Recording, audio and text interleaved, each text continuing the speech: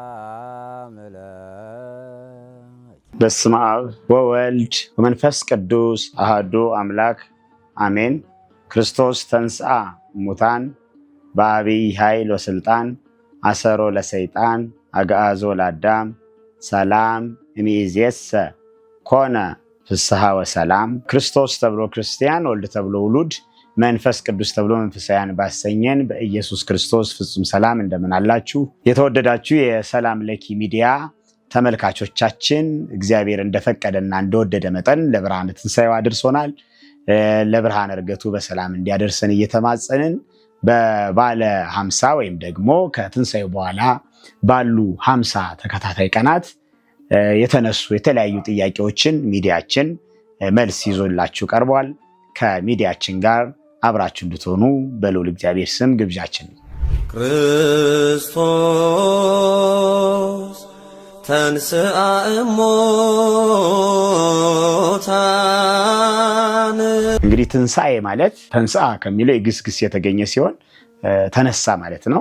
ስለዚህ ትንሣኤ ሲባል ደግሞ መነሳት ማለታችን ነው። ስለዚህ ክርስቶስ ከሙታን ተለይቶ መነሳቱን የሚያስረዳን ክፍል ነው ማለት ነው። በነገራችን ላይ እንዲሁ ተነሳ ብለን ብቻ ዝም የምንለው ነገር አይደለም። ለምሳሌ አልዓዛር ተነሳ ብለን የአልዓዛርን ትንሣኤ ስንናገርና ክርስቶስ ተነሳ ብለን የክርስቶስን ትንሣኤ ስንናገር አንድ አይደለም። አልዓዛርን ያስነሳው ክርስቶስ ነው። ከዛ እንደገና አልዓዛር ደግሞ ተመልሶ ሞቷል። በኋላ ደግሞ ከኛ ጋር በዳግም ምጽአት ክርስቶስ ያስነሳዋል፣ ይነሳል።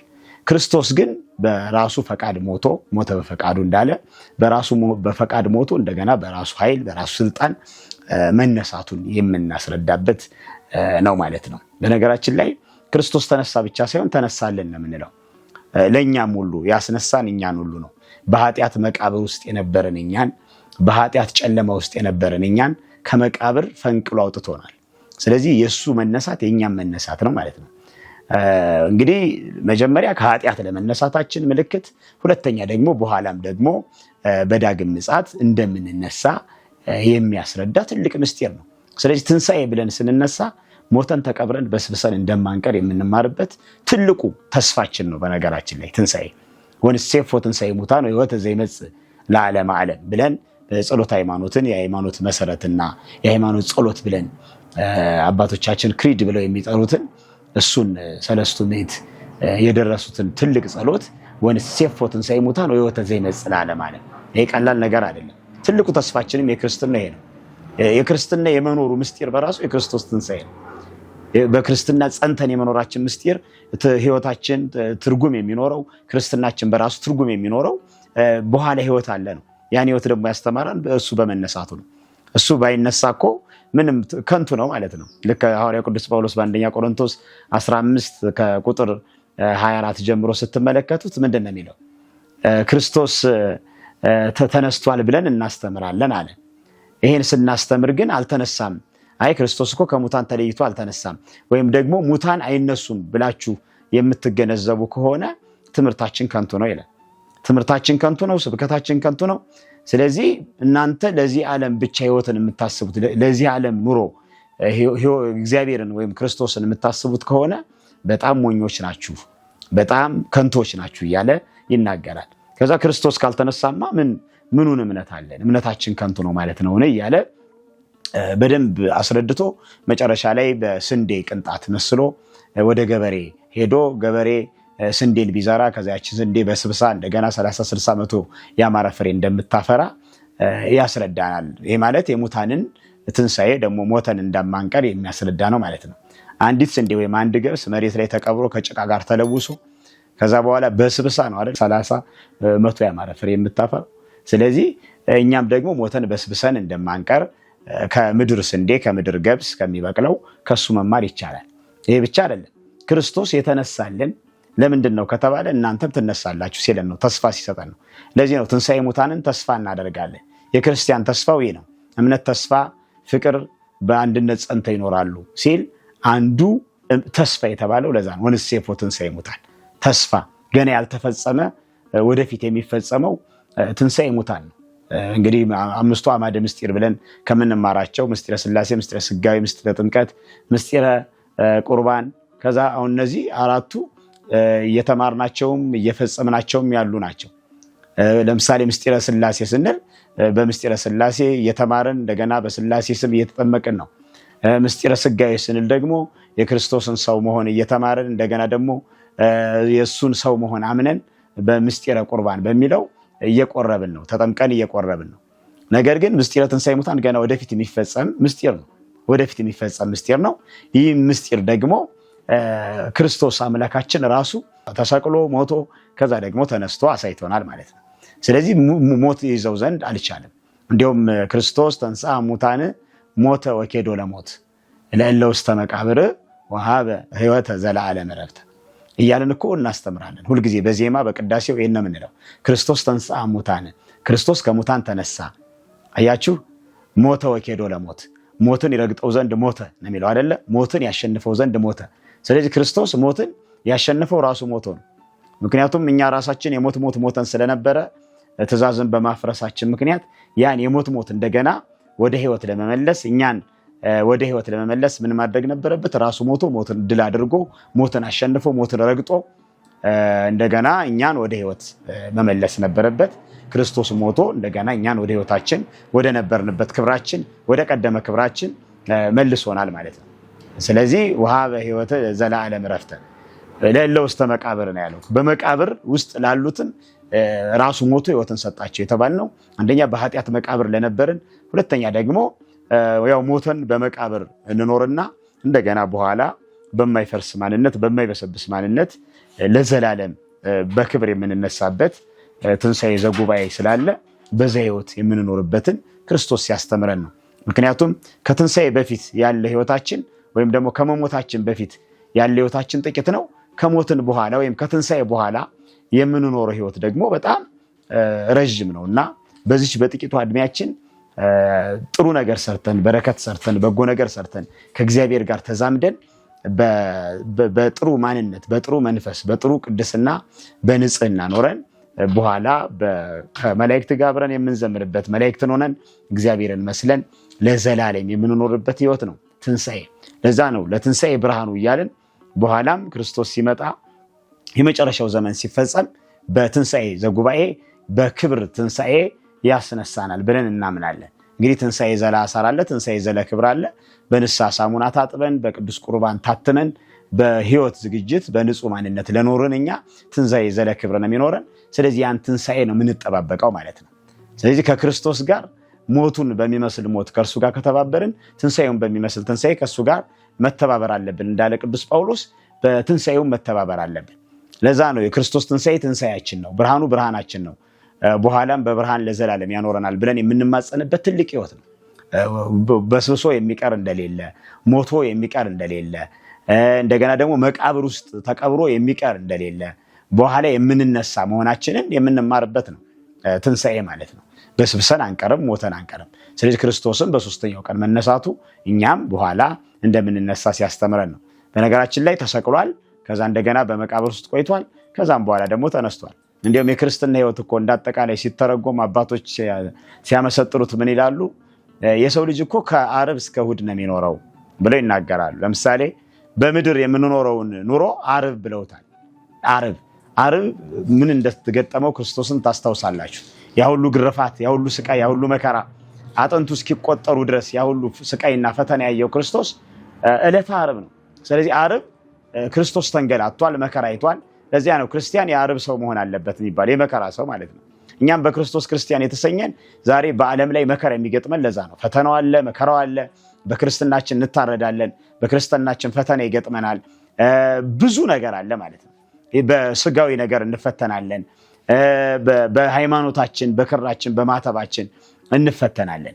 ስለዚህ ያ ሁሉ ፈተና ያ ሁሉ መከራ ክርስቶስ የገጠመው ፈተና እኛንም ክርስቲያኖችን ዛሬ ይገጥመናል። በክርስቶስ ክርስቲያን የተሰኘን ስሙን የያዝን የተጠመቅን እሱን የምንመስል እኛ እሱን እንዳንሆን እሱን እንዳንመስል በእሱ ህይወት እንዳንመላለስ ዛሬም ፈተናዎች መከራዎች ይገጥሙናል።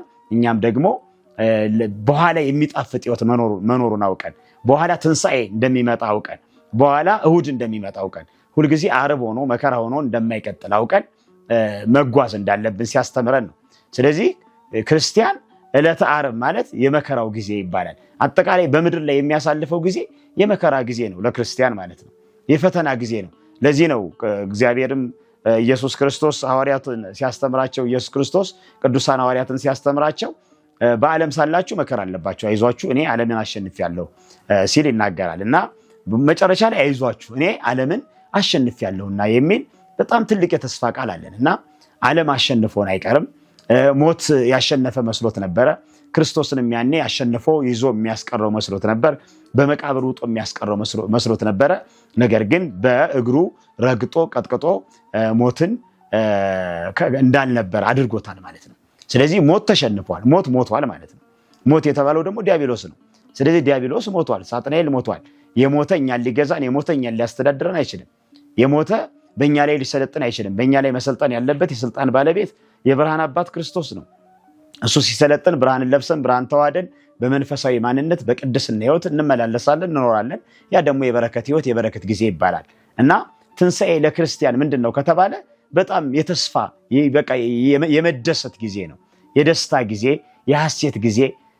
አስቡ፣ ዓርብ አልቅሰናል፣ ዓርብ አብረን አንብተናል፣ ዓርብ አብረን ተንገላተናል። ከክርስቶስ ጋር የተንገላታውን ተንገላተናል፣ አብረን መከራውን አስበናል።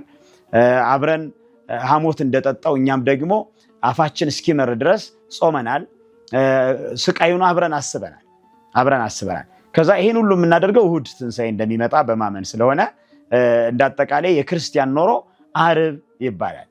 ከዛ ቅዳሜ ክርስቶስ በመቃብር እንደቆየ፣ ቅዳሜን በመቃብር እንዳደረባት እንዳረፈባት ደግሞ በምድር ላይ የምንቆይባት ሳይሆን በመሬት ውስጥም እንደዚሁ ተቀብረን የምንቆይበት ጊዜ ቅዳሜ ይባላል ነው። ይህ ማለት ነፍሳችን ከስጋችን ተለይቶ እስከ ትንሣኤ ሙታን እስከሚፈጸም ድረስ ያለው ጊዜ ቅዳሜ ብለው አባቶች ያስረዱታል።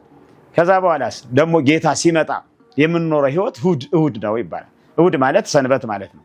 ስለዚህ እሁድ ማለት ሰንበት ነው ማለት እረፍት ማለት ነው።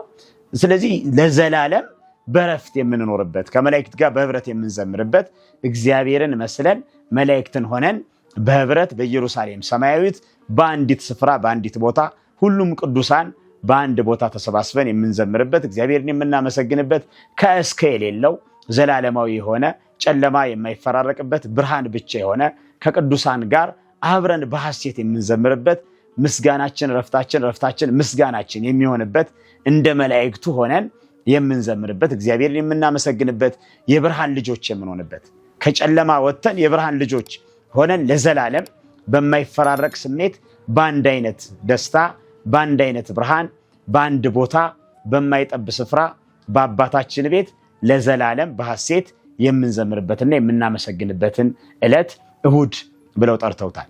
ስለዚህ አንድ ቀን ለዘላለም ነው የምንኖረው ማለት ነው። አንድ ቀን ለዘላለም ሰኞ፣ ማክሰኞ፣ ረቡዕ፣ ሐሙስ የሚባል ጊዜ የማይኖርበት ያ ጊዜ ያ ዕለት ምንጊዜም የዘላለም ሕይወት ብለን እንጠራዋለን። ያ የዘላለም ሕይወታችን ወንሴፎ ትንሣኤ ሙታን ወሕይወተ ዘይመጽእ ብለን የምንጠራው ያ ሕይወት የዘላለም ሕይወት፣ የዘላለም ብርሃን፣ የዘላለም ደስታ በዘላለም በቅድስና ሕይወት ማለት ነው። በቅድስና ሕይወት አያችሁ፣ መቆጣት ማኩረፍ የሌለበት፣ አንዴ ጨለማ ይመጣል አንዴ ብርሃን ይመጣል የማንልበት፣ ዘረኝነት ጎጠኝነት የማይታሰብበት፣ ብዙ ሀገር የሌለበት፣ አህጉር አውራጃ ወረዳ ቀበሌ የሚባል ነገር የሌለበት፣ በአንድ በተቀደሰ ስፍራ በኢየሩሳሌም ሰማያዊት ወይም በመንግስተ ሰማይ እግዚአብሔር ባዘጋጃት ስፍራ ዓይን ያላያት ጆሮ ያልሰማት የተባለችው ያቺ የምንነፍቃት ዓለም፣ ያቺ የምንነፍቃት አዲስ ምድር አዲስ ሰማይ ክርስቲያኖች ተስፋ የሚያደርጓት፣ ሁላችን ተስፋ የምናደርግባት ያቺ ህይወት፣ ለዛ ነው የምንደክመው ማለት ነው። ለዛ ነው የምናስቀድሰው፣ ለዛ ነው የምንወጣው የምንወርደው፣ ለዛ ነው ንስሐው ያስፈለገው፣ ለዛ ነው ቅዱስ ቁርባኑ ያስፈለገው፣ ለዛ ነው ስለ እያንዳንዱ ምስጢር ማወቅ መረዳት ያስፈለገው፣ ወደ እግዚአብሔር መቅረብ ያስፈለገው፣ አስቀድመን በመስገድ መድከም ያስፈለገው። ይሄን ሁሉ የምናደርገው ለምንድን ነው ከተባለ የዘላለም ህይወት ደስታ የሆነች ህይወት መንግስተ ሰማያት የዘላለም እረፍት ስላለችን ነው። ስለዚህ እሁድን እኮ አባቶቻችን እንድናርፍ የሚያደርጓት እሁድ የመንግስተ ሰማያት ምሳሌ ስለሆነች ነውና ክርስቶስ ተነሳ፣ በታላቅ ኃይልና ስልጣን ተነስቶልናል፣ ብርሃን ለብሶ ብርሃን ተጎናጽፎ እያልን እንጸልያለን ማለት ነው። እንግዲህ ዓርብን ታስታውሳላችሁ፣ ቤተክርስቲያን ጥቁር ለብሳ በቃ ክርስቶስ ሲሰቀል ፀሐይ መጨለሟን ፀሐይ ጸልመ ወወርኅ ደመ ኮነ ወከዋክብት ወድቁ ፍጡነ የሚለውን እያስታወስን ፀሐይ ጨለመች፣ ከዋክብት ደግሞ ረገፉ፣ እንደገና ደግሞ ጨረቃ ደም ሆነች። ብርሃን የሰጠን አምላክ አንተ በመስቀል ተሰቅለ ራቁትን ተሰቅለ እንዴት እናሳያለን ሲሉ ብርሃናቸውን ከልክለዋል። ስለዚህ ቀኑ 6 ሰዓት ጨልሟል። ዓርብ ጨለማ ነበረ። ከዛም ደግሞ እሁድ ትንሣኤ ሆነ። እሁድ ብርሃን ሆነ። ክርስቶስ ብርሃን ሆኖ ራሱ ብርሃን ነውና ብርሃን ተጎናጽፎ ተነስቷል። ስለዚህ ያ የሚያሳየን ዓርብ የመከራ ጊዜ ቢሆንም ዓርብ የፈተና ጊዜ ቢሆንም ይህች ዓለም የመከራ ጊዜ ብትሆንም ይህች ዕለት በዕለተ ዓርብ ተመስላ ይህች ዓለም በዕለተ ዓርብ ተመስላ መከራዎችን ብትደግስብንም ዕለተ እሑድ ትንሣኤ እንዳለ ለክርስቲያን ትንሣኤ እንዳለ የምናይበት ነው። ለምሳሌ ዓርብ ላይ ያለ ይኖራል። ዛሬም በህመም ላይ ያለ፣ በመከራ ያለ፣ በፈተና ላይ ያለ፣ ፈተናው አያልፍልኝም፣ መከራ ጊዜ ነው ያለሁት፣ ጥላሸት ነው ያለው፣ ህይወቴ በጥላሸት ነው ያለው፣ ህይወቴ በጨለማ ውስጥ ነው ያለው፣ ቀኑ ድንግዝግዝ የሆነበት ሰው ይኖራል ዛሬ። በእርግጥ በስጋዊ ማንነት ብቻ ካሰብነው ነው እንጂ በስጋ ማንነት ስናስብ ነው ጨለማ የዋጠን የሚመስለን እንጂ በስጋ መድከም፣ በስጋ ፈተና ማጋጠም ለትንሣኤው ብርሃኑ መዘጋጃ እንጂ በጨለማ እንዳለን አድርገን ክርስቲያኖች ተስፋ የምንቆርጥበት ጊዜ አይደለም። ምክንያቱም ዓለም በራሱ መከራ የምትጭንብን፣ ዓለም በራሱ ከክርስቶስ ጋር ህብረት እንዳይኖረን ለማድረግ ጥረት የምታደርግ ናት። ዓለም ስንል የዓለሙ ሐሳብ፣ የዓለሙ አሸንክታብ፣ የዓለሙ ፈተና ማለት ነው። ይሄ ዓለም ፈተና እኛን ወደ ክርስቶስ ብርሃን እንዳንጠጋ የሚያደርግ ትልቅ ጥላሸትን የሚቀባ ነው። ስለዚህ ይሄን ማለፍ፣ ይሄን ፈተናውን ስናልፍ፣ ይሄን መከራ ስናልፍ ትንሣኤ እንዳለ ማመን። ደግሞ ትንሣኤ ቅርብ ነው። ዓርብ ብሎ ቅዳሜ ነው፣ ከዛ እሑድ ነው አይደል ትንሣኤ የሆነው። ስለዚህ የክርስቲያንም ፈተናው መከራው በጣም ረዥም አይደለም፣ በጣም ረዥም አይደለም። ምክንያቱም በምድር ላይ የምንቆያት ጊዜ በጣም ትንሽ ጊዜ ስለሆነች ማለት ነው። አንድ ቀን የማትሞላ ጊዜ ናት በእግዚአብሔር አቆጣጠር። ስለዚህ ይቺ አንድ ቀን የማትሞላ ጊዜ በምድር ላይ ለምንኖራት ጊዜ ይችን ፈተናዋን የሚደርስብንን መከራ፣ በስጋም በነፍስም የሚደርስብንን መከራ፣ በሃይማኖታችን ምክንያት የሚደርስብንን መከራ፣ እንደገና ደግሞ በማንነታችን ምክንያት በሚደርስብን መከራ። በእርግጥ ለክርስቲያን ማንነቱ ክርስትናው ነው፣ ማንነቱ ክርስቶስ ነው። ስለዚህ በዚህ ማንነት ላይ በሃይማኖቱ ላይ በሃይማኖታዊ ማንነቱ ላይ በሚደርስበት ፈተና በዚህ ሁሉ ሳይሳቀቅና ሳይጨነቅ እግዚአብሔር ሆይ አንተም በፈተና እቺ ምድር ከጽንሰትህ ጀምሮ በኋላም ስትወለድ በሕፃንነትህ በኋላም ስታድግ እስከ መጨረሻው ጊዜ ድረስ 33 ዓመት ከ3 ወር በምድር ላይ ስትቆይ አንድም ቀን አልተመቸችም ይቺ ምድር። ስለዚህ እኛም ደግሞ በአንተ በክርስቶስ ክርስቲያን የተሰኘን እኛ ይቺ ምድር ለዚህ ምድር የተገባን ሰዎች ስላልሆንን ህይወታችን ኑሯችን በሰማይ ስለሆነ ንህነሰ ሀገርነ በሰማይ እንዳለ ቅዱስ ጳውሎስ በፊልጵስዩስ 3:20 ላይ ለዛ ለሰማይ ሀገራችን ለመዘጋጀት በምድር ላይ መከራ ፈተና ቢገጥመንም አንተ ታሸንፍልናለህ፣ አንተ ኃይልን ብርታትን ትሰጠናለህ። ብርቱ ኃያል ንጉስ ኃያል እግዚአብሔር አምላካችን አንተ ነህ ብለን እግዚአብሔር አምላካችንን እያመሰገንን እሱን እያወደስን ከትንሣኤው ጋር ብርሃንን ለብሰን ዓርብ ጥቁር ለብሰናል። ከዛ ደግሞ እሁድ በትንሣኤው ብርሃንን ለብሰን በኋላ ብርሃን ነው የምንለብሰውና ነጭ ልብሳችንን ለብሰን በኋላ አብረን ከክርስቶስ ጋር ክርስቶስ እንደሚያስነሳን አምነን አብረን እንደምንኖር አምነንና ተማጽነን ትንሣኤውን በዚህ አግባብ ማሰብ ያስፈልጋል ማለት ነው። ስለ ትንሣኤ ምንነት የተነጋገርንበት ይሄን ይመስል ነበረ። በቀጣይ በሌላ ጥያቄ መልሱን ይዘንላችሁ የምንመጣ ይሆናል። ቸርን ሰንብት። ሰላም